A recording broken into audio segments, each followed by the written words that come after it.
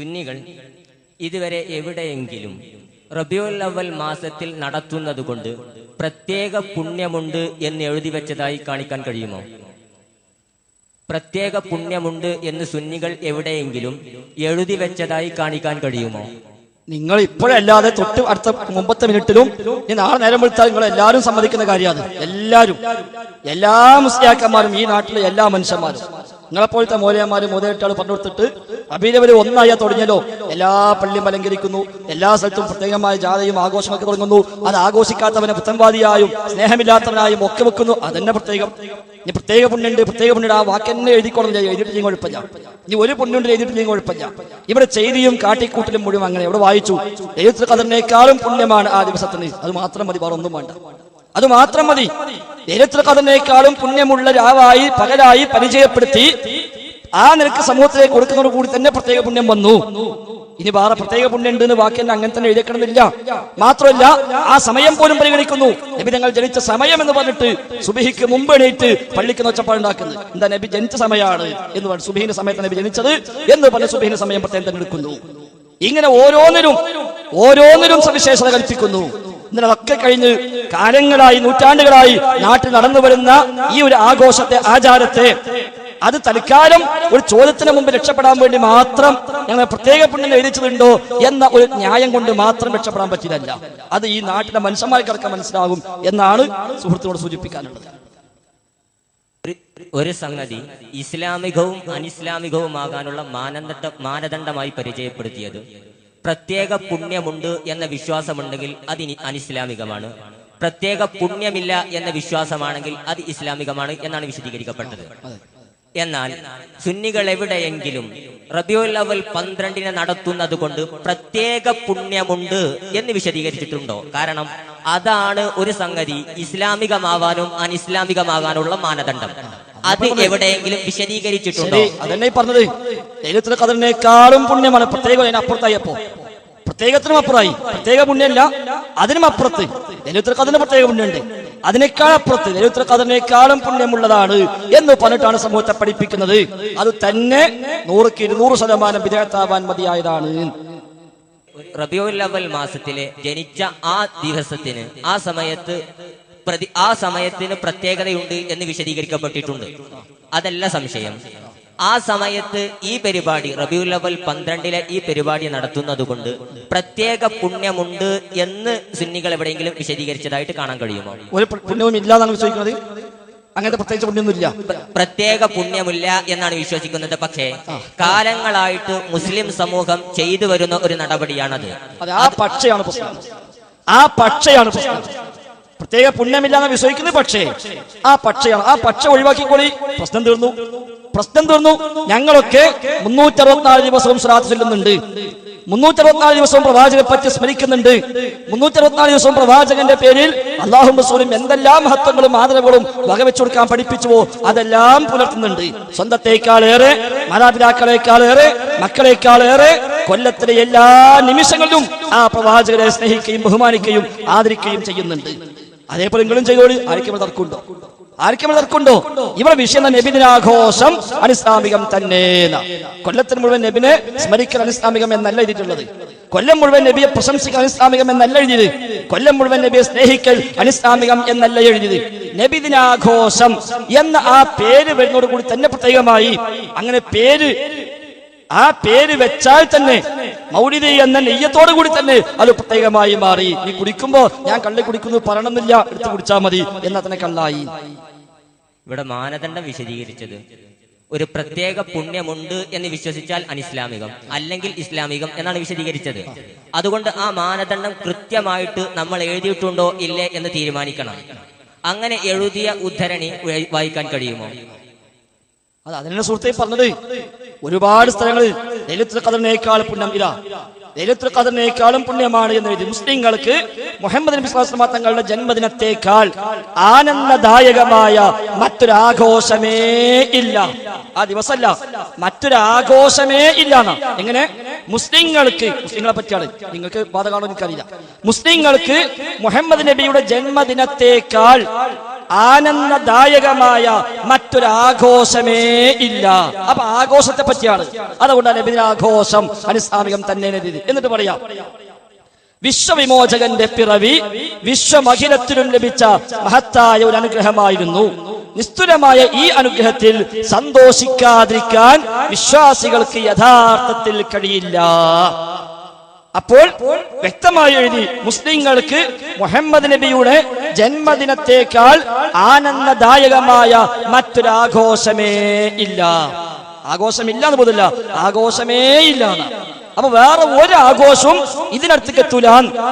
അള്ളാഹു ഈ വിശ്വവിമോചകൻ നമ്മളെ പഠിപ്പിച്ച എന്താ?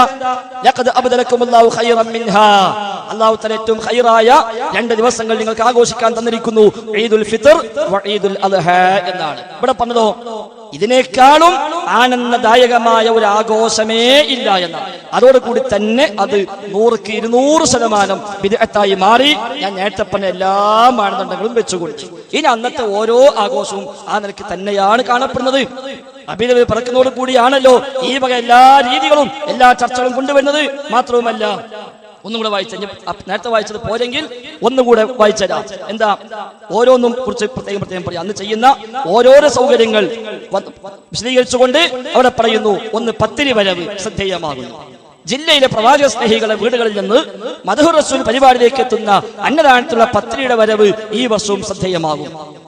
പരിപാടിക്കെത്തുന്ന ആയിരക്കണക്കിന് പ്രവാചക സ്നേഹികൾക്ക് അന്നദാനം നൽകുന്നത് ഈ പത്തിരിയും സംഘാടക സമിതി തയ്യാറാക്കുന്ന മാംസവും ഉപയോഗിച്ചാണ്. അന്നേ ദിവസം അടിമാലിയിലും പരിസര പ്രദേശങ്ങളിലുമുള്ള വീട്ടുകാരും മുത്തനബിയെ സ്നേഹിക്കുന്ന സ്ത്രീകളും രാവിലെ മുതൽ തന്നെ പത്തിരി എടുക്കാനുള്ള ശ്രമങ്ങളിൽ മുഴുകും. അതിനുവേണ്ടി പൊടി തയ്യാറാക്കി പത്തിരി ചുട്ടെടുത്ത് ഇവിടെ എത്തിക്കുന്നത് വളരെ പുണ്യകരമായ കർമ്മമായിട്ടാണ് എല്ലാവരും കാണുന്നത്. വളരെ പുണ്യകരമായ കർമ്മമായിട്ടാണ് എല്ലാവരും കാണുന്നത്.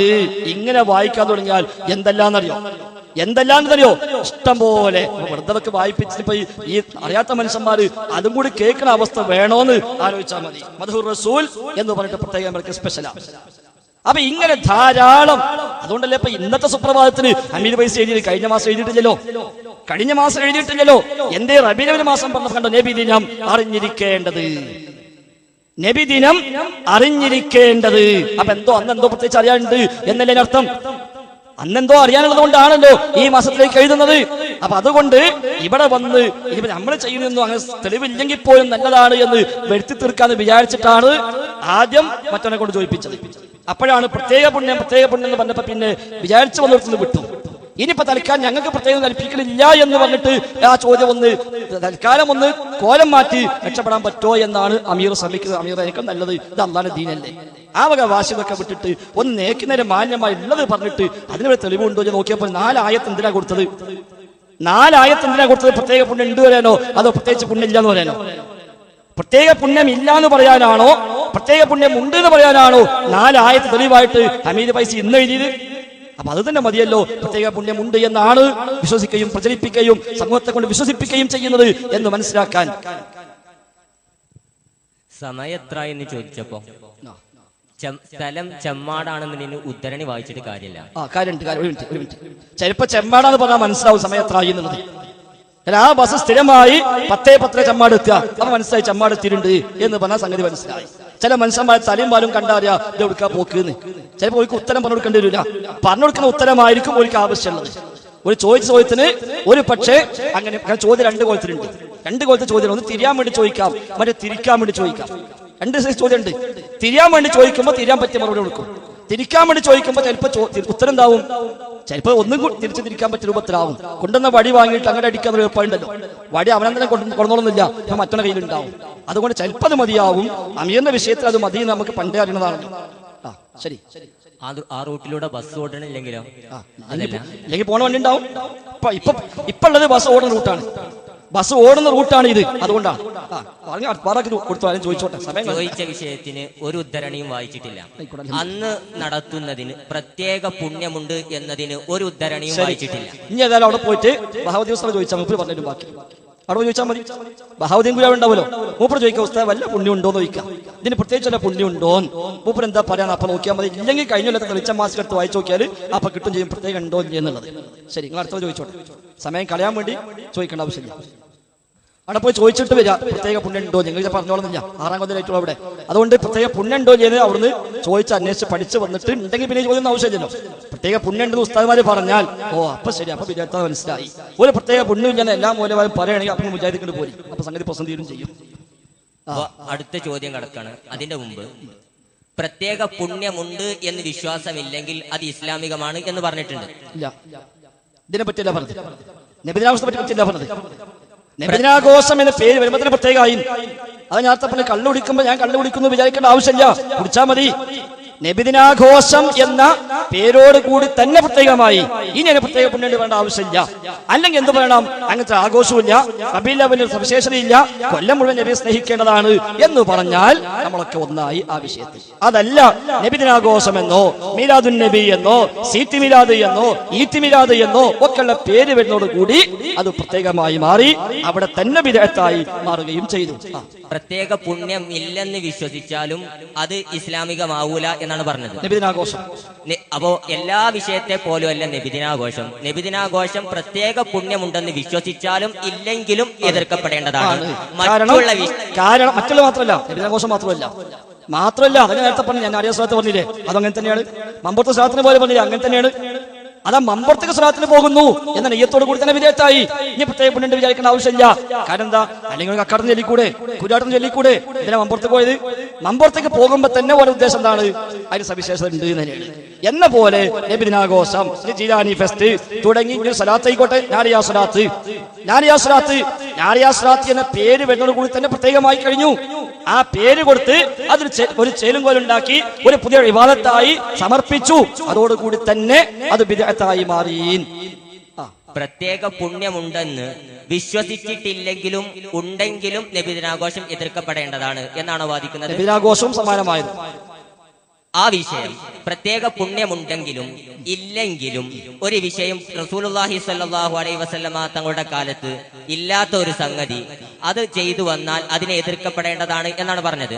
സവിശേഷ കൽപ്പിച്ചാലും ഇല്ലെങ്കിലും, സവിശേഷ കൽപ്പിക്കുമ്പോൾ പ്രത്യേക പുണ്യം എന്ന വാക്ക് പറഞ്ഞാലും പറഞ്ഞില്ലെങ്കിലും സവിശേഷത കൽപ്പിക്കുന്നുണ്ടോ ബിദ്അത്തായി. നബിദിനാഘോഷം ഇപ്പൊ നേരത്തെ വിശദീകരിച്ചത് സവിശേഷത കൽപ്പിക്കുന്നുണ്ടെങ്കിലും ഇല്ലെങ്കിലും എതിർക്കപ്പെടേണ്ടതാണ് എന്നാണ് വിശദീകരിച്ചത്. ആ പേര് വരുമ്പോ സവിശേഷ കൽപ്പിച്ചു, ഇനി കൽപ്പിക്കണില്ല പറഞ്ഞിട്ട് കാര്യമില്ല. സവിശേഷത കൽപ്പിച്ച അങ്ങേയറ്റം എത്തിയിട്ട് ഇനി അവസാനം ഞാൻ കൽപ്പിക്കുന്നില്ല എന്ന് പറഞ്ഞോട് പ്രയോജനമില്ല. സവിശേഷത കൽപ്പിച്ചു കഴിഞ്ഞു, ഇനി അതൊന്നുമില്ല. ഒരാൾ മുഹറം മാസത്തില് എന്ത് ചെയ്യാണ്? നേരം തെളിയിട്ട് വന്നപ്പോ 2 സ്വലാത്തല്ലി, പിറ്റേന്നും ചൊല്ലി, അതിന്റെ ദിവസം ചൊല്ലി, അങ്ങനെ ഇടയ്ക്ക് ചെല്ലുന്നുണ്ട്, ഒരു കുഴപ്പമില്ല. അതാണ് സവിശേഷ കൽപ്പിക്കാതിരിക്കാൻ. ഇത് റബീഉൽ അവ്വൽ എന്ന പേരിട്ട്, മീലാദ് എന്ന പേരിട്ട് ആ രൂപത്തിൽ ആഘോഷമായി വരുമ്പോൾ തന്നെ സവിശേഷത കൽപ്പിക്കൽ പണ്ട് മുദഫർ രാജാവ് ചെയ്തു കഴിഞ്ഞു. ഇപ്പൊ നിങ്ങൾ കൽപ്പിക്കാത്തൊരു കാര്യമില്ല. നിങ്ങളോ ഞാനോ സവിശേഷത കൽപ്പിക്കാതെ കാര്യമില്ല. മുദഫർ രാജാവ് സവിശേഷത കൽപ്പിച്ചു കഴിഞ്ഞു, അത് എഴുതപ്പെട്ട് കഴിഞ്ഞു, അത് പ്രചരിപ്പിക്കപ്പെട്ട് കഴിഞ്ഞു. അത് ആ നിലക്ക് ലോകത്ത് പല ആളുകളും വഞ്ചനയിൽപ്പെട്ട് സ്വീകരിക്കപ്പെട്ട് കഴിഞ്ഞു. അതോടുകൂടി സവിശേഷത വന്നു. ഇനിയിപ്പോ അതിന് എന്റെ വക സവിശേഷമൊന്നുമില്ല എന്ന് പറയുന്നതിൽ പ്രത്യേകിച്ച് അർത്ഥമില്ല. ആ പേര് അതിന് പ്രയോഗിക്കുന്നത് കൂടി തന്നെ സവിശേഷമായി മാറി. നബിദിനാഘോഷം സവിശേഷത കൽപ്പിച്ചാലും ഇല്ലെങ്കിലും എതിർക്കപ്പെടേണ്ടതാണ്. മറ്റുള്ള വിഷയങ്ങൾ സവിശേഷത കൽപ്പിച്ചാൽ അതിനെ എതിർക്കപ്പെടണം, അല്ലെങ്കിൽ എതിർക്കപ്പെടേണ്ടതില്ല. ഈ വിഷയം അങ്ങനെയല്ല പറഞ്ഞത്. മലയാളം മനസ്സിലാവൂലേ? അങ്ങനെയല്ല പറഞ്ഞത്. നബിദിനാഘോഷവും സമാനമായതും അതാണ് ആലിയ സ്വലാത്ത് പറഞ്ഞത്, അതാ മമ്പുറത്തെ സ്വലാത്ത് പറഞ്ഞത്, അതാ തിങ്കളാഴ്ച സ്വലാത്ത് പറഞ്ഞത്. ഏതും ഒരു പ്രത്യേക രൂപത്തിൽ വരുന്നതോട് കൂടി തന്നെ സവിശേഷമായി കഴിഞ്ഞു. മമ്പുറത്തിന്റെ സ്വലാത്തിന് പോവാണ് എന്ന് പറഞ്ഞാൽ തന്നെ കഴിഞ്ഞു. ഇനിയിപ്പഞ്ഞു പോലെ ബാറക്കൂലി സ്പെഷ്യലി വിചാരിക്കാതിരിക്കുന്നതോട്ടെ, അങ്ങോട്ട് പോകുമ്പോ തന്നെ ഒരു വിശ്വാസം എന്താണ്? അവിടെ പോയി ചെല്ലും എന്തുകൊണ്ട് നല്ലേ? അല്ലെങ്കിൽ ഒരു കക്കാട്ടത്തിന് ചൊല്ലിക്കൂടെ, കൂരാട്ടത്തിന് ചൊല്ലിക്കൂടെ, സുരേങ്ങാനി ചൊല്ലിക്കൂടെ? എന്തിനാ മമ്പുറം തിരഞ്ഞെടുത്തത്? മമ്പുറം തിരഞ്ഞെടുക്കുമ്പോൾ തന്നെ സവിശേഷത വന്നു എന്നർത്ഥം. ഒരു ഉദാഹരണം പറഞ്ഞുതരാം. താബിഈയായ റബീഉ ഇബ്നു അബ്ദുല്ലാഹ് റളിയല്ലാഹു അൻഹു, അദ്ദേഹം ഇറാഖിൽ വെച്ച് ഒരാളെ കാണും. അയാള് ഇഹ്റാമിന്റെ വേഷം ധരിച്ചുകൊണ്ടാണ് നിൽക്കുന്നത്. ഹജ്ജിനോ ഉംറക്കോ ഇഹ്റാം ചെയ്താലുള്ള വേഷം സ്വീകരിച്ചുകൊണ്ട് അയാൾ നിൽക്കുന്നു. ഹജ്ജിന് സമയമല്ലതാനും. അപ്പൊ ചോദിച്ചു, എന്താണ് ഇദ്ദേഹം ഇങ്ങനെ ഈ വക വസ്ത്രം ധരിച്ചത്? അപ്പോൾ അദ്ദേഹത്തോട് പറഞ്ഞു കൊടുത്തു, അദ്ദേഹം ഒരു മൃഗത്തെ ബലിയർക്കാൻ നേർച്ചയാക്കിയിട്ടുണ്ട്, അതുകൊണ്ട് അത് പൂർത്തിയാകുന്നത് വരെ അദ്ദേഹം എന്ത് ചെയ്യാണ്? ഈ വേഷം സ്വീകരിച്ചിരിക്കുകയാണ് എന്ന് പറഞ്ഞു. ഈ മറുപടി കേട്ട റബീഉ ബിൻ അബ്ദുല്ലാഹ് റളിയല്ലാഹു അൻഹു അദ്ദേഹം പറയാ ഫലഖീതു അബ്ദുല്ലാഹി ബിൻ സുബൈർ, ഞാൻ അബ്ദുല്ലാഹി ബിൻ സുബൈർ റളിയല്ലാഹു അൻഹുവിനെ കണ്ടുമുട്ടി. ഫദക്കർതു ദാലിക ലഹു, ഞാൻ അദ്ദേഹത്തോട് ഇക്കാര്യം പറഞ്ഞു, ഇങ്ങനെ ആളെ കണ്ടു. എളുപ്പം എന്തേ ഉള്ളൂ, ഒരു ബലിയർക്കാൻ തീരുമാനിച്ചു. അത് അറക്കുന്നവരെ അയാള് ചുറ്റിത്തുന്നിയ വേഷമൊക്കെ ഒഴിവാക്കി അല്ലാത്ത വേഷം സ്വീകരിച്ചിരിക്കുന്നു. അപ്പൊ ഞാൻ ഇക്കാര്യം പറഞ്ഞു. അപ്പോൾ ഫഖാല അബ്ദുല്ലാഹി ഇബ്നു സുബൈർ റളിയല്ലാഹു അൻഹു പറയുന്നു, ബിദ്അത്തുൻ വറബ്ബൽ കഅബ, അല്ലാഹുവാണ് സത്യം, അത് ബിദ്അത്താകുന്നു. അല്ലാഹുവാണ് സത്യം, അത് ബിദ്അത്താകുന്നു എന്ന് അദ്ദേഹം മറുപടി നൽകി. എന്തുകൊണ്ട് ബിദ്അത്ത് ശേഷം വിശദീകരിക്കുന്നു. അങ്ങനെ ബിദ്അത്താണ് എന്ന് അദ്ദേഹം പറയാൻ കാരണം എന്താ?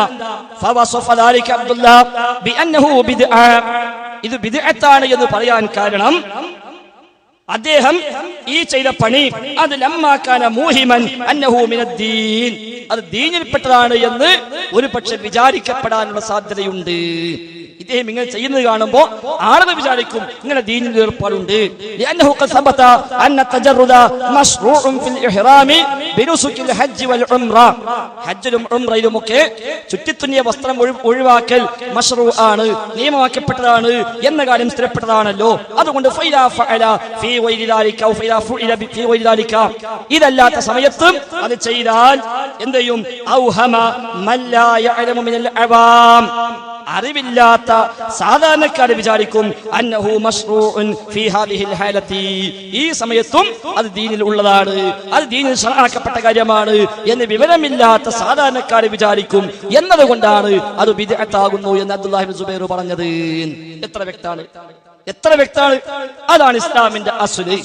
അല്ലാഹുവിന്റെ റസൂൽ സവിശേഷമായ സ്ഥലമോ സവിശേഷമായ സമയമോ സവിശേഷമായ എണ്ണമോ സവിശേഷമായ പ്രതിഫലമോ പഠിപ്പിക്കാത്തൊരു സംഗതിക്ക് ഒരുത്തന്റെ വക ഒരു പുതിയ സ്ഥലം തിരഞ്ഞെടുക്കുന്നു, ഒരു പുതിയ എണ്ണം നിശ്ചയിക്കുന്നു, അതിന് പ്രത്യേകമായ കൂലി ഓഫർ ചെയ്യുന്നു എങ്കിൽ ആ പേര് വരുന്നതോട് കൂടി തന്നെ അത് ബിദ്അത്തായി.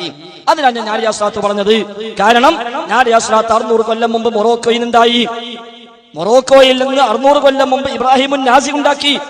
എന്നിട്ട് അതിന്റെ മഹത്വം പറഞ്ഞതോ മുടങ്ങാതെ 11 ഓതിയാൽ ഇത് നിത്യവും ചൊരിക്കുന്നതാണ് ഭൂവനമാനവും, സുബഹിക്കു ശേഷം ആയിരിക്കൽ വേണ്ടതാ എന്നുള്ള നിയമം ഓർത്തവൻ ചൊല്ലേണ്ടതാ എന്നും 11 പ്രാവശ്യം ചൊല്ലുകയാണെങ്കിൽ ആകാശഭൂമികൾ അവൻ റിസ്ക് ചൊരിഞ്ഞു കൊടുക്കും. പക്ഷേ സുബഹിക്ക് ശേഷമാണ് ചൊല്ലേണ്ടത് എന്ന നിയമം ഓർക്കണം. അവ പ്രത്യേക നിയമം വെച്ചു, പ്രത്യേകമായ ഡിമാൻഡുകൾ വെച്ചു. അങ്ങനെ ചെയ്താൽ പ്രത്യേകമായ മഹത്വവും കൽപ്പിച്ചു. അതോടുകൂടി അത് ബിദ്അത്തായി. ഇനി ഞാനൊരു സവിശേഷ കൽപ്പിക്കുന്നില്ല എന്ന് ന്യായം പറഞ്ഞുകൊണ്ട് മാത്രം രക്ഷപ്പെടാവതല്ല. ചെറിയൊരു വിശദീകരണം. ഇവിടെ അമീർ മുസ്ലിയാരുടെ സംസാരത്തിൽ നിന്ന് ഈ പൊതുജനങ്ങൾ ഇവിടെ തടിച്ചുകൂടിയിട്ടുള്ള ആയിരങ്ങൾ മനസ്സിലാക്കുന്നത്, ഇതുവരേക്കും ഇവിടെ ഈ പൊതുജനങ്ങൾ മൗലിദാഘോഷവും നബിദിനവും കഴിച്ചു വന്നിരുന്നത് അതിന് പ്രത്യേകമായ പുണ്യമുണ്ടെന്നും അതിൽ റസൂലുള്ളാഹി സ്വല്ലല്ലാഹു അലൈഹി വസല്ലമയുടെ പേരിൽ നബിദിനം ആഘോഷിച്ചാൽ അള്ളാഹുവിന്റെ അടുക്കൽ കൂലി കിട്ടും എന്നും വിചാരിച്ചുകൊണ്ടായിരുന്നു ഇവിടെയുള്ള മഹാഭൂരിപക്ഷം. എന്ന് വേണ്ട, നബിദിനം ആഘോഷിക്കുന്ന എല്ലാവരും അതിന് പ്രത്യേകമായ പുണ്യമുണ്ട് എന്ന് വിചാരിച്ച് തന്നെയാണ് ചെയ്തിരുന്നത്. പക്ഷെ ഇപ്പോൾ ഇവിടെ അമീർ മുസ്ലിയാർ സമ്മതിച്ചതിന് പ്രത്യേകമായ പുണ്യമൊന്നും ഞങ്ങൾ കൽപ്പിക്കുന്നില്ല, അങ്ങനെ കൽപ്പിച്ചു എന്നതിന്റെ രേഖയാണ് അദ്ദേഹം ആവശ്യപ്പെട്ടിട്ടുള്ളത്. അതിന്റെ അർത്ഥം എന്താ? അങ്ങനെ അവർ പ്രത്യേക കൽപ്പിക്കുന്നില്ല എന്ന. സഹോദരങ്ങളെ, ഇവിടെ തടിച്ചുകൂടിയിരിക്കുന്ന ആയിരക്കണക്കിന് ആളുകളോട്, മുജാഹിദുകളായ ആളുകൾക്ക് വളരെ നസീഹത്തോടു കൂടി പറയാനുള്ള ചില കാര്യങ്ങൾ ചോദ്യത്തിന് ഇൻഷാ അല്ലാഹ് അതിനവസരം ഇനിയുമുണ്ട്.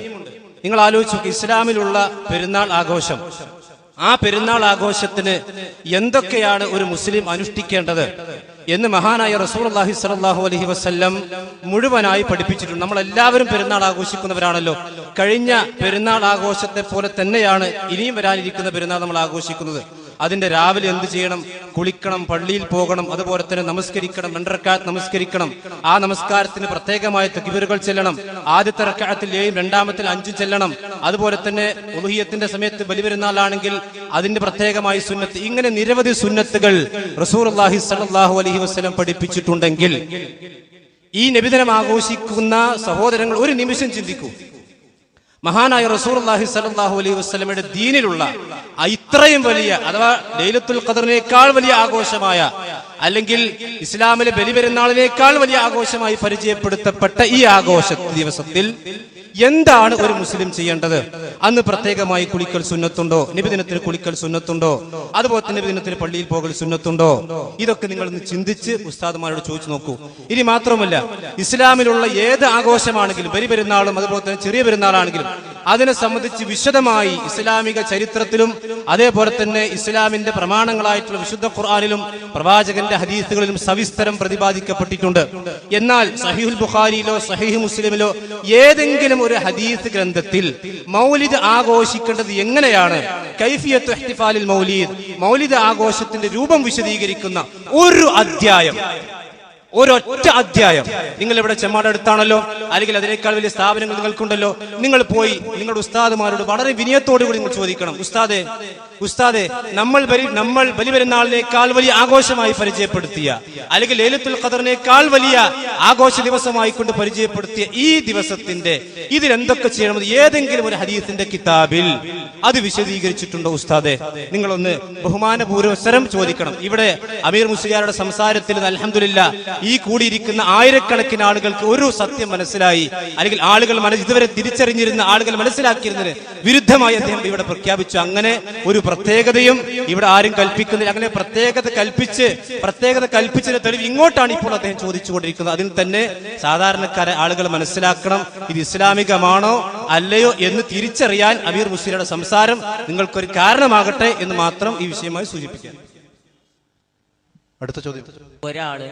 ഒരാള് നിസ്കരിക്കുക, മറ്റൊരാൾ നിയ്യത്ത് വെക്കുക എന്നൊരു പരിപാടിയില്ല. നിസ്കരിക്കുന്ന വ്യക്തി തന്നെ നിയ്യത്ത് വെക്കണം. ഞങ്ങൾ ചെയ്യുന്നു, ഞങ്ങൾ സവിശേഷത കൽപ്പിക്കേണ്ടത് സുന്നികളാണ്, ചെയ്യുന്നവരാണ് സവിശേഷത കൽപ്പിക്കേണ്ടത്. ചെയ്യുന്ന ഞങ്ങൾ നൽകാത്ത, ഞങ്ങൾ ഉണ്ടെന്ന് വിശ്വസിക്കാത്ത ഒരു സവിശേഷത നിങ്ങൾക്കുണ്ടെന്ന് പറയുന്നതിന് തെളിവ് വേണം. അതിനുള്ള തെളിവ് ഇതുവരെ ഉദ്ധരിച്ചിട്ടില്ല. റബീഉൽ അവ്വൽ മാസത്തിൽ നടത്തുന്നതിന് പ്രത്യേക പുണ്യമുണ്ടെന്ന് റസൂലുള്ളാഹി സ്വല്ലല്ലാഹു അലൈഹി വസല്ലമ തങ്ങൾ പഠിപ്പിച്ചിട്ടുണ്ടെന്ന് ഞങ്ങൾ പറഞ്ഞിട്ടില്ല. അതാണ് പക്ഷേ കാലങ്ങളായിട്ട് ഇത്രയും സമയം ഈ വിഷയത്തിൽ മറുപടി പറഞ്ഞിട്ട് അമീർ മുസ്ലിയാർ കേട്ടോന്ന് എനിക്കറിയില്ല. ലൈലത്തുൽ ഖദറിനേക്കാളും കൂടുതൽ പുണ്യമുള്ള ആഘോഷമാണ് എന്ന് പറയുന്നത് ഇവിടെ കൂടിയിട്ടുള്ള ആയിരക്കണക്കിന് ആളുകൾക്ക് മനസ്സിലായി, അതിന് സവിശേഷത ഉണ്ട് എന്ന് പറയലാണ്. ബലിപെരുന്നാളിനേക്കാളും പ്രത്യേകമായ സവിശേഷമായ ആഘോഷമാണ് എന്ന് പറയുന്നതിലൂടെ അതിന് പ്രത്യേകതയുണ്ട് എന്നാണ് സമൂഹത്തെ പഠിപ്പിച്ചതെന്ന് ഇവിടെ കൂടിയിട്ടുള്ള ആളുകൾക്ക് മനസ്സിലായി. ഇതൊരു തർക്കത്തിന് വേണ്ടിയല്ല അമീർ മുസ്ലിയാർ. വാക്കുകളിൽ തൂങ്ങി നമ്മള് പിന്നെ സാധാരണ സ്ഥാപനത്തിലൊക്കെ ഈ മന്തിക്ക് പഠിക്കുമ്പോൾ അങ്ങോട്ടും ഇങ്ങോട്ടും തർക്കിച്ച് പഠിക്കാനല്ല. ഇവിടെ ആയിരക്കണക്കിന് ആളുകൾ വന്നിട്ടുള്ളത് ഈ ദീനിന്റെ അടിസ്ഥാനപരമായ കാര്യങ്ങൾ പഠിക്കാൻ വേണ്ടിയാണ്. അപ്പൊ നിങ്ങൾ ചോദിച്ചതിന് നിങ്ങളുടെ പ്രസിദ്ധീകരണങ്ങളിൽ നിന്ന് തന്നെ ഇത് ലൈലത്തുൽ ഖദറിനേക്കാൾ സവിശേഷമുള്ള ആഘോഷമാണ് എന്ന് പറഞ്ഞു. എന്ത് അടിസ്ഥാനത്തിലാണ് ലൈലത്തുൽ ഖദറിനേക്കാളും സവിശേഷമായ ആഘോഷമാണെന്ന് പറഞ്ഞത്? പ്രത്യേകത ഉണ്ടായതുകൊണ്ടാണോ അല്ലാത്തതുകൊണ്ടാണോ? ഇവിടുത്തെ ആളുകൾക്കൊക്കെ അത് വ്യക്തമാണ്. അതുകൊണ്ട് ഇനി നിങ്ങൾക്ക് നേരത്തെ അമീർ മുസ്ലിയാർ വന്നപ്പോൾ തന്നെ പറഞ്ഞത് വേറൊരു ചോദ്യം ചോദിക്കാൻ വേണ്ടിയാണ് ഞാൻ വന്നത്. മുന്നത്തെ ആള് ചോദിച്ച ചോദ്യത്തിന്റെ അനുബന്ധമായി ഞാൻ ആദ്യം ചോദിക്കുകയാണ്. അപ്പൊ നേരത്തെ ഉദ്ദേശിച്ച വേറെ ചോദ്യം ഉണ്ടെങ്കിൽ ചോദിക്കാം, അല്ലെങ്കിൽ വേറൊരാൾക്ക് എന്ത് ചെയ്യാം, അമീർ മുസ്ലിയാർ പിന്നെ ഒഴിഞ്ഞു കൊടുക്കുക. കാരണം എന്താണെന്ന് വെച്ചാൽ ഇവിടെ വ്യക്തമാണ്. നിങ്ങൾ പറഞ്ഞതിൽ നിന്നും ഇവിടെ മറുപടി നൽകിയതിൽ നിന്നും അതേപോലെ തന്നെ ഇതിന് സവിശേഷത ഉണ്ട് എന്ന് ആളുകൾ മനസ്സിലാക്കുന്നു എന്നതുകൊണ്ടാണ് ഈ ഒരു റബീഉൽ അവ്വൽ മാസം പിറന്ന അന്ന് പോലും പിന്നെ ബഹുമാനായ അമ്പലക്കടവ് ഫൈസി പ്രത്യേകമായിട്ട് ലേഖനം എഴുതിയത് അത് തുടരുമെന്ന് കാണുന്നുണ്ട്. നേരത്തെ കരുതി വന്നൊരു ചോദ്യം ഉണ്ടല്ലോ, ആ ചോദ്യം ചോദിക്കാനുള്ള അവസരമാണ്. അതല്ലെങ്കിൽ വേറൊരാൾക്ക് സമയം കൊടുക്കേണ്ടി വരും. നേരത്തെ ഇവിടെ വായിച്ച ഉദ്ധരണി ശരിക്കും ഒന്ന് നോക്കിയാൽ മനസ്സിലാവും. അമീർ ഒരു മിനിറ്റ്, ഞാൻ എൻ്റെ പ്രിയപ്പെട്ട സഹോദരന്മാരോട്, നമ്മുടെ ബഹുമാന സഹോദരൻ അമീർ ഉസ്താദ് ഇവിടെ പറയുകയുണ്ടായി, ഇതുവരെ സമസ്തക്കാരിലെ ഒരു വിഭാഗവും പറയാത്ത പുതിയൊരു വാദം ഇവിടെ കൊണ്ടുവന്നിരിക്കുകയാണ്. നമ്മൾ ആരും ഇതുവരെ ഒന്നും കേട്ടിട്ടില്ല. അല്ല സഹോദരന്മാരെ, നിങ്ങൾ ആലോചിച്ച് നോക്കി, നമ്മുടെ സമസ്ത മുസ്ലിയാക്കന്മാരായ സക്കാഫിമാരാകട്ടെ വൈശ്യമാരാകട്ടെ ആരായിരിക്കും, ഏകദേശം 10ഓളം ആയത്തുകൾ വിശുദ്ധ ഖുർആനിൽ നിന്നും ഈ നബിദിനാഘോഷത്തിന് ഇത് പുണ്യമാണ്, അല്ലെങ്കിൽ ഈ രീതിയിൽ കാണുന്ന റസൂലുള്ളാഹി സ്വല്ലല്ലാഹു അലൈഹി വസല്ലമയെ ഇന്ന് കാണുന്ന സ്നേഹം എന്ന പേരിൽ നടത്തിക്കൊണ്ടിരിക്കുന്ന കാര്യങ്ങൾക്ക് വിശുദ്ധ ഖുർആനിൽ നിന്നും ധാരാളം ആയത്തുകൾ നബി കരീം സല്ലല്ലാഹു അലൈഹി വസല്ലമയുടെ തിരുവചനങ്ങൾ ദുർവ്യാഖ്യാനിച്ചുകൊണ്ട് ധാരാളം ഹദീസുകൾ, അതേപോലെ തന്നെ സ്വപ്നകഥകളും കെട്ടുകഥകളുമായിട്ട് ഒരുപാട് കഥകൾ. ഇത് എന്തിന്റെ പേരില? ഒരു വെറുംപടിന്റെ പേരിൽ. ഇന്ന് നോക്കൂ സഹോദരന്മാരെ, ഇന്നത്തെ പത്രത്തിൽ കാണാം ഖാദിമാർ പ്രഖ്യാപിച്ചു ഇന്ന് റബീഉൽ അവ്വൽ 1 എന്തിന്റെ പേരിൽ? ഒരു വെറുംപടിന്റെ പേരിൽ. എന്റെ സഹോദരന്മാരെ, നിങ്ങൾക്കറിയില്ലേ? നിങ്ങളൊന്ന് ആലോചിച്ചു നോക്കുക. എന്റെ പ്രിയപ്പെട്ട സുന്നി സഹോദരന്മാരോട് ഞാൻ ചോദിക്കുകയാണ്, ഇവിടെ മൗലൂദാകാശത്തിന്റെ ചോറുമായി, നേർച്ച ചോറുമായി, ബർക്കത്തിന്റെ ചോറുമായി ഒരാൾ വരുമ്പോ അതിൽ നിന്നും ഒരാൾ ഞാനത് കഴിക്കുന്നില്ല, എനിക്കത് പാടില്ല, ഞാനത് കഴിക്കാൻ പാടില്ല എന്ന് മാറിന്നാൽ, എന്താ ഒരു നേർച്ച ചോറ് ഇന്നാത്തൊരു ചങ്ങായി, സുന്നത്തിനോടൊന്നും പ്രതിബദ്ധമില്ലേ എന്ന് ചോദിക്കുകയില്ലേ? നേരെ മറിച്ച് ഒരാളെ കല്യാണത്തിന് വിളിച്ചു, ഞാൻ വരുന്നില്ല എന്ന് പറഞ്ഞാൽ, ഓ സുന്നത്ത് എടുക്കാത്തവരെന്ന് പറയലുണ്ടോ? പറയാറുണ്ടോ? നേരെ മറിച്ച് ഇവിടെ പായസങ്ങൾ ഉണ്ടാക്കി കൊടുക്കുന്നു, റാലികൾ സംഘടിപ്പിക്കുന്നു. ഞാനിതിന് മാറി നിന്നിട്ടുണ്ടെങ്കിൽ, നിങ്ങൾ ചൊല്ലുന്ന മൗലിദുകളിൽ നിന്നും മാറി നിന്നിട്ടുണ്ടെങ്കിൽ എന്താ പറയാറുള്ളത്? നബിക്കുള്ള മൗലിദ് വീട്ടിലും ഓതേണ്ടതാ, അതിനാൽ മുസീബത്തൊക്കെയും നീങ്ങുന്നതാ. എന്തേ മുസീബത്ത് നീങ്ങുന്നു? അതെന്താ പോരിശിയല്ലേ? റസൂലുള്ളാഹിന്റെ മൗലിദിനെ കുറിച്ച് പറഞ്ഞതല്ലേ? സഹോദരന്മാരെ, എനിക്ക് പറയാനുള്ളത്, ഇവിടെയുള്ള ആളുകൾക്കൊക്കെ അറിയാം എന്താണ് ഇതിന് പുണ്യമുണ്ട് എന്ന്. ശ്രേഷ്ഠമായ രാവ് കാലത്തിന് സ്വയം മഹത്വമില്ലെന്നും അതിൽ നടക്കുന്ന സംഭവ വികാസങ്ങളാണ് രാപ്പകലുകളുടെ ശ്രേഷ്ഠതക്ക് മാനദണ്ഡമായുള്ള വീക്ഷണപ്രകാരം നബി സല്ലല്ലാഹു അലൈഹി വസല്ലം ജനിച്ച രാവാകുന്നു ഏറ്റവും അനുഗ്രഹീതമായ രാവ്. ലൈലത്തുൽ ഖദറിനേക്കാൾ അതിന് ശ്രേഷ്ഠതയുണ്ടെന്നാണ് ഇമാമുമാർ അവകാശപ്പെടുന്നത്, പഠിപ്പിക്കുന്നത്. സഹോദരന്മാരെ, എന്തായി പറഞ്ഞുകൊണ്ടിരിക്കുന്നത്? അപ്പൊ ഒരു വെറും പണിക്ക് വേണ്ടി, ഏതുപോലെ ഒരു ശ്രേഷ്ഠതയുള്ള ഒരാൾ ഇങ്ങനെ പച്ചവെള്ളം കുടിക്കണ പോലെയുള്ള ഒരു പണിയാണ് വെറും പണി. സമസ്തക്കാർ ഇതുവരെ ആരും പറഞ്ഞ് നമ്മൾ കേട്ടിട്ടില്ല. അപ്പൊ ഈ നിൽക്കുന്ന ജനങ്ങൾ ഇത് മനസ്സിലാക്കുന്നുണ്ട്. പുതിയ പുതിയ വാദങ്ങൾ. ആരാണ് ഈ അമീർ ഉസ്താദ്? ചില്ലറക്കാരനല്ല, ദാറുൽ ഹുദയിൽ ഒരുപാട് കാലം പഠിച്ച്, അതേപോലെ തന്നെ ഇപ്പോൾ അവിടെ പഠനം തുടങ്ങിയ ഒരു മുതിർന്ന വിദ്യാർത്ഥിയാണ്. ഈ വിദ്യാർത്ഥിയിൽ നിന്നാണ് എന്റെ പ്രിയപ്പെട്ട സമസ്തക്കാരെ, സുന്നി സഹോദരന്മാരെ, എന്റെ പ്രിയപ്പെട്ട നാട്ടുകാരെ നമ്മൾ കേട്ടുകൊണ്ടിരിക്കുന്നത്. നിങ്ങൾ ഇന്ന് നടത്തുന്ന, അല്ലെങ്കിൽ നിങ്ങൾ ആവേശപൂർവ്വം ഇന്ന് ഒന്നായല്ലോ, ഇനി നിങ്ങൾക്ക് റാലികൾ സംഘടിപ്പിക്കണം, അതേപോലെ തന്നെ പരിപാടികൾ സംഘടിപ്പിക്കണം, മൗലിദുകൾ സംഘടിപ്പിക്കണം, അതേപോലെ തന്നെ ഒരുപാട് മാനമൗലിദുകളും ഒരുപാട് ദിക്റുദുആകളും ചെല്ലാനുണ്ട്. വേണ്ട, ഒഴിവാക്കിയേക്ക്. ഒരു കാര്യമില്ലാത്ത, ഒരു പുണ്യമില്ലാത്ത കാര്യമാണ് എന്നാണ് നമ്മുടെ ഉസ്താദ് പറയുന്നത് എന്നാണ് അദ്ദേഹത്തിന്റെ സംസാരത്തിൽ നിന്ന് മനസ്സിലാകുന്നത് എന്ന് കൂടി കൂട്ടിച്ചേർക്കും. എന്നെയും സ്ഥാപനത്തെയും പരിചയപ്പെടുത്തിയതിന് നന്ദി. ഇനി ഇതിന്റെ വിഷയം ഞാൻ പറഞ്ഞ വിഷയങ്ങൾ 2 തലത്തിലുള്ളതാണ്. രണ്ടിനെയും കൂട്ടിക്കിടച്ച് ഒന്നാക്കുന്ന രീതി ശരിയല്ല. രണ്ടും 2 വിഷയങ്ങളാണ്. ഒന്ന്, ഈ ദിവസത്തിന് പ്രത്യേക പുണ്യമുണ്ടോ ഇല്ലേ എന്നാണ്. അത് പുണ്യമുണ്ട്, ലൈലത്തുൽ ഖദറിനേക്കാൾ പവിത്രതയുണ്ട് എന്ന് ഞങ്ങൾ സമ്മതിക്കുന്നു. ഇനി മറ്റൊരു വിഷയം, ഈ ദിവസത്തിൽ രണ്ടും 2 വിഷയങ്ങളാണ്. രണ്ടിനെയും പരസ്പരം കൂട്ടിക്കിഴക്കരുത്. ഒന്നാമത്തെ വിഷയം ഈ രാത്രിക്ക് പുണ്യമുണ്ടോ ഇല്ലേ? പുണ്യമുണ്ട്. ഈ ദിവസത്തിന് പുണ്യമുണ്ടോ ഇല്ലേ? പുണ്യമുണ്ട്. രണ്ടാമത്തെ വിഷയം, ഈ ദിവസത്തിൽ ഈ പരിപാടി നടത്തുന്നതിന് പ്രത്യേക പുണ്യമുണ്ടോ ഇല്ലേ എന്നത് രണ്ടാമത്തെ വിഷയമാണ്. ഈ രാത്രിക്ക് പുണ്യമുണ്ട്, ലൈലത്തുൽ ഖദറിനേക്കാൾ പുണ്യമുണ്ട് എന്ന് സുന്നികൾ പറയുന്നുണ്ട്, പ്രചരിപ്പിക്കുന്നുണ്ട്. പക്ഷേ ഈ ദിവസത്തിൽ ഈ പരിപാടി നടത്തുന്നതിന് പ്രത്യേക പുണ്യമുണ്ടോ ഇല്ലതാണ് തർക്ക വിഷയം. ഉദാഹരണത്തിന് പെരുന്നാൾ ദിവസത്തിന് പുണ്യമുണ്ട് എന്ന് സുന്നികൾ പറയുന്നു. പെരുന്നാൾ ദിവസത്തിൽ 2 റക്അത്ത് പ്രത്യേകമായിട്ട് നിർവഹിക്കൽ സുന്നത്തില്ല എന്ന് സുന്നികൾ പറയുന്നുണ്ട്. പെരുന്നാൾ നിസ്കാരം അല്ലാത്ത പ്രത്യേക വേറെ നിസ്കാരം കേട്ടോ. പെരുന്നാൾ നിസ്കാരത്തിന് പുണ്യമുണ്ട്. റബീഉൽ അവ്വൽ 12 പുണ്യമുണ്ട്. റബീഉൽ അവ്വൽ 12 നടക്കുന്ന പരിപാടിക്ക് അതിന് പ്രത്യേക പുണ്യമുണ്ടെന്ന് സുന്നികൾ എവിടെ പറഞ്ഞു? എന്തായാലും നീ എവിടെ പറയേണ്ട ആവശ്യമില്ല. നീ എവിടെയും പറയേണ്ട ആവശ്യം. പോകുമ്പോ ബാക്കി നാട്ടിൽ നിൽക്കുന്നു. അപ്പൊ നേരത്തെ പറഞ്ഞാൽ ഒരാൾ നിസ്കരിക്കാൻ മറ്റോ നെയ്യത്തിക്കാന്ന് ചിലപ്പോ നെയ്യത്ത് ബാക്കിലുള്ളവരെ മനസ്സിലാവും. ചില പള്ളി കാണാൻ ലോഹക്ക് മനുഷ്യന്മാർ നിസ്കരിക്കും, ഇവിടെയൊക്കെ ലോഹറാണ്. പക്ഷെ 2ാമത്തെ റക്അത്ത് കഴിഞ്ഞ് കൂഴുന്ന് എടുക്കുമ്പോൾ കൈങ്ങനെ പൊന്തിക്കും. അപ്പോഴാണ് ഓൻ നെയ്യത്ത് സുബഹിക്കാണ്. സംഗീതം കഥാവ് വിട്ട ഏത് പറഞ്ഞ ഏർപ്പാടാണ് ഇപ്പൊ മനസ്സിലായത്. ഇതുവരെ വിചാരിച്ചാൽ പ്രത്യേക പുണ്യം വിശ്വസം. ഇപ്പൊ പറഞ്ഞാൽ പ്രത്യേക പുണ്യമുണ്ട്. ആ പ്രത്യേക അതിനേക്കാളും പുണ്യം ആയിക്കോട്ടെ. ഇനി ശരി, ഇനി കൂടി കാര്യം ചോദിക്കട്ടെ. ഇനി പേരും മുഖാമുഖാണ്, അങ്ങോട്ടും ചോദിക്കണം. നീ പറഞ്ഞതോട് മാത്രം. ഇപ്പൊ നിങ്ങൾ പറഞ്ഞല്ലോ പുണ്യമുണ്ടെന്ന് വിശ്വസിക്കുന്നു. ലൈലത്തുൽ ഖദറിനേക്കാളും പുണ്യമുണ്ട് എന്ന് പറഞ്ഞു. ലൈലത്തുൽ ഖദറിന് പുണ്യമുണ്ട് എന്ന് പഠിപ്പിച്ചത് അല്ലാഹുവാണ്. അല്ലാഹുവിന്റെ വഹി പ്രകാരം അവൻ റസൂലാണ്. നബി ജനിച്ച ദിവസത്തിന് ലൈലത്തുൽ ഖദറിനേക്കാളും പുണ്യമുണ്ട് എന്ന് പഠിപ്പിച്ച അല്ലാഹുവാണോ റസൂലാണോ ഇനി അതല്ല സ്വഹാബിമാരാണോ? ആരാണ് ലൈലത്തുൽ ഖദറിനേക്കാളും പുണ്യമാണ് പഠിപ്പിച്ചത്? എവിടെയാണ് ഉള്ളതെന്ന് പറഞ്ഞിട്ടാൽ ഈ നാട്ടിലേക്ക് അതും കൂടി പഠിക്കാമായിരുന്നു. മുഖാമുഖാവുമ്പോ ഇവിടെ ഇരിക്കണോല് ചോദ്യം, അവിടെ ഇരിക്കണോല് ഉത്തരം.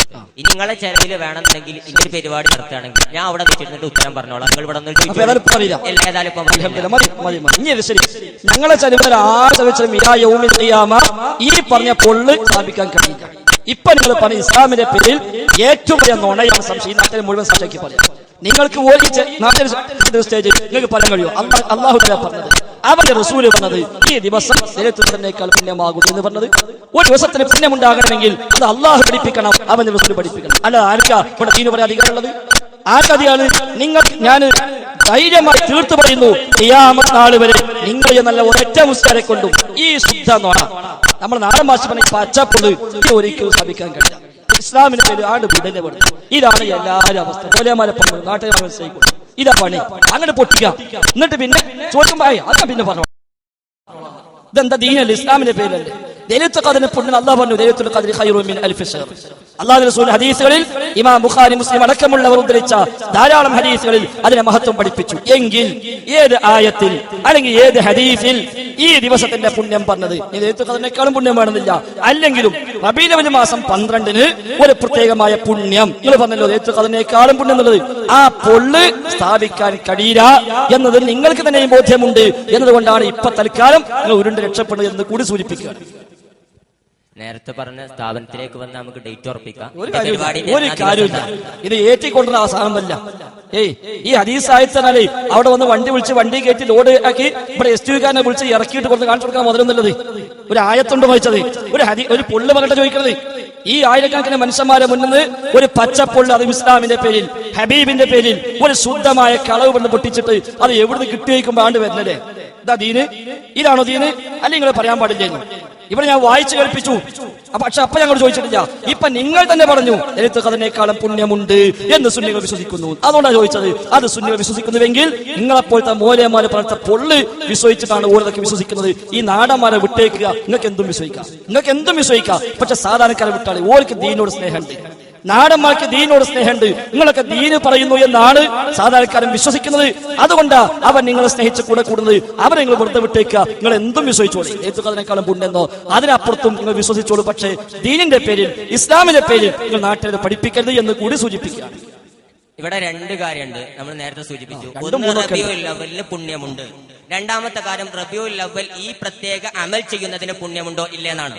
സുന്നികൾ പറയുന്നത് ഈ ദിവസത്തിന് പ്രത്യേക പുണ്യമുണ്ട്, ഇതിന് ലൈലത്തുൽ ഖദ്റിനേക്കാൾ പ്രത്യേകതയുണ്ട് എന്ന് തന്നെയാണ്. സുന്നികൾക്ക് ഈ ദിവസത്തിൽ റബീഉൽ അവ്വൽ ഇന്ന് നടന്നുകൊണ്ടിരിക്കുന്ന കാര്യം അത് റസൂലുള്ളാഹി സ്വല്ലല്ലാഹു അലൈഹി വസല്ലം തങ്ങളുടെ കാലത്തില്ല, അത് പിന്നീട് വന്നതാണ് എന്നത് തന്നെയാണ് വാദം. അങ്ങനെ തന്നെയാണ് പ്രചരിപ്പിച്ചിട്ടുള്ളത്. തങ്ങൾ അത് ചെയ്തിട്ടുണ്ട് എന്ന് സുന്നികൾ എവിടെയെങ്കിലും പറഞ്ഞതായിട്ട് കാണിക്കാൻ കഴിയോ? ഇല്ല. എന്തെങ്കിലും കാണിക്കാം. പറഞ്ഞിട്ടില്ല. പറയാൻ കഴിയില്ല.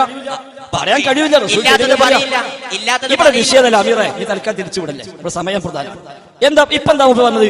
ദിവസത്തിന് പ്രത്യേകത ഉണ്ട്. എവിടെ പറഞ്ഞു പിന്നെ പറഞ്ഞുതരാം. അതെന്നെ പൊളിഞ്ഞു. ദിവസത്തിന് പ്രത്യേകത ഉണ്ട് ലൈലത്തുൽ ഖദ്റിനേക്കാൾ. പക്ഷെ എവിടെ ഉണ്ട് അത് പറയാൻ പറ്റില്ല. അത് ഞങ്ങൾ ചെലവ് വെക്കണം. ഇത് ഞങ്ങൾ ചെലവ് വെച്ചതാ, ഇത് ഞങ്ങൾ ചെലവ് വെച്ചതാണ്. ഞങ്ങളെ ചെലവിലെ ഈ പരിപാടി നിങ്ങൾ പറഞ്ഞോളി. ഏതായത്തെ ഇനിയിപ്പോ എന്താ അന്ന് ആഘോഷിക്കുന്ന പ്രത്യേകത പറഞ്ഞിട്ടുണ്ടോന്നാ? വായിച്ചു, നേരത്തെ വായിച്ചു, ഒന്നുകൂടി വായിച്ചതാ. മുസ്ലിങ്ങൾക്ക് മുഹമ്മദ് നബി സ്വല്ലല്ലാഹു അലൈഹി വസല്ലമയുടെ ജന്മദിനത്തേക്കാൾ ആനന്ദദായകമായ മറ്റൊരാഘോഷമേ ഇല്ല.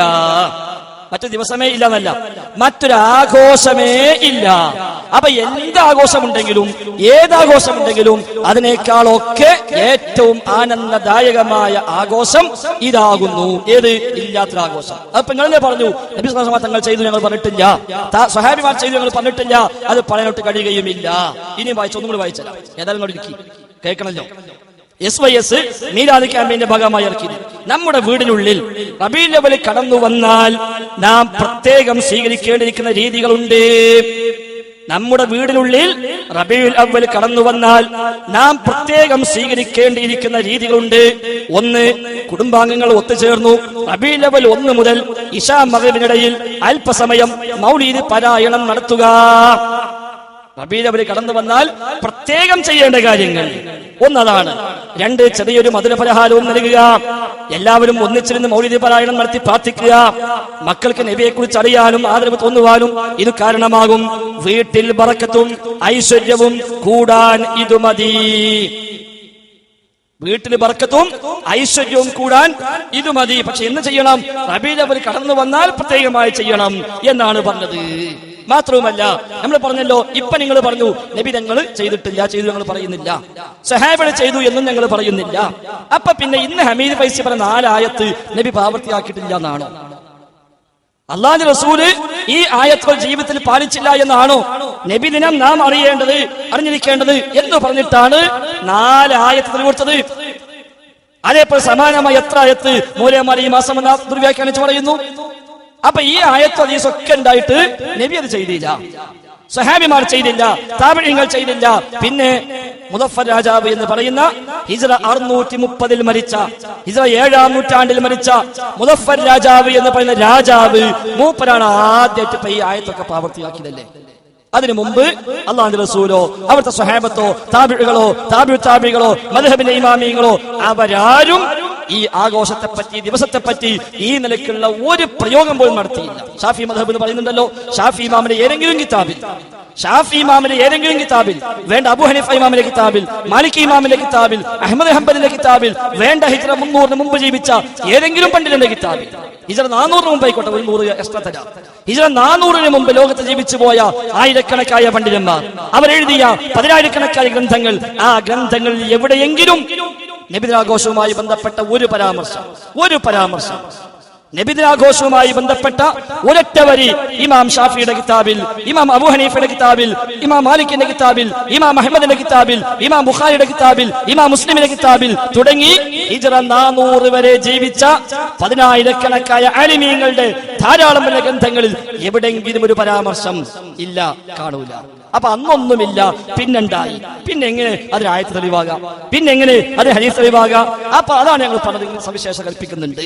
ആഘോഷത്തിനും സവിശേഷത ഉണ്ട്, ദിവസത്തിനും സവിശേഷത ഉണ്ട്, മാസത്തിനും സവിശേഷത ഉണ്ട്. അന്ന് 10 ചുട്ടാല് വരെ അതും കൂടി വളരെ പുണ്യമായി കാണുന്നു എന്നാണ് എഴുതി വെച്ചത്. അത് ഞാൻ നേരത്തെ പറഞ്ഞത്. ഇനി പെങ്ങളൊക്കെ പാടെ കൂടിയിട്ട് സവിശേഷത കൽപ്പിക്കുന്നില്ല എന്ന് പറഞ്ഞുകൊണ്ട് കാര്യമില്ല. അത് മുദഫർ രാജാവ് നിശ്ചയിച്ചതോട് കൂടി തന്നെ സവിശേഷമായി കഴിഞ്ഞു.